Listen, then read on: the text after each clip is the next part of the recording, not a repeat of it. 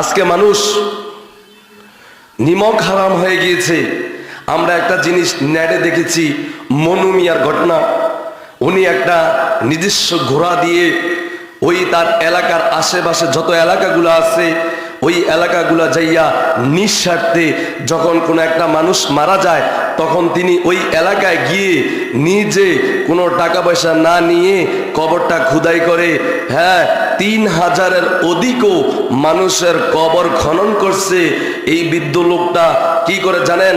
যেখানে কবর করে আসে ওইখানে একটা তারিখ লেখে আসে, কয় নম্বর কবর করছে ওইটাও তারিখ লেখে আসে, কোন এলাকা করে আসছে ওইটাও তালাশ করে তিনি লেখে রাখেন। একটা বিশাল তার কাছে খাতা আছে, কোথায় কতটা হ্যাঁ কবর খনন করছে।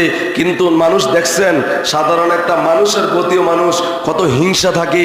এই একজন সাধারণ মানুষ, কারোর সাথে হিংসা নাই, পাসাদ নাই, একজন নিজের মানুষ, মানবতার পেরিওয়ালা মানুষের কবর খনন করার জন্য ওই লোকটা ছুটে যায়। কিন্তু কিছুদিন আগে আপনারা নেটে দেখেছেন ওই মনু মিয়ার ঘোড়াটা কোন লোক জানি এই ঘোড়াটাকে মেরে ফেলছে।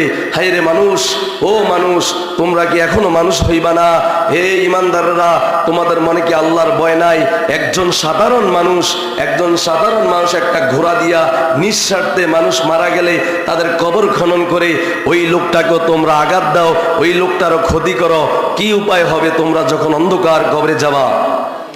আল্লাহ পাক রব্বুল আলামিন আমাদের সকলকে এক এবং ন্যাক হয়ে চলে যাওয়ার তৌফিক দান করুন।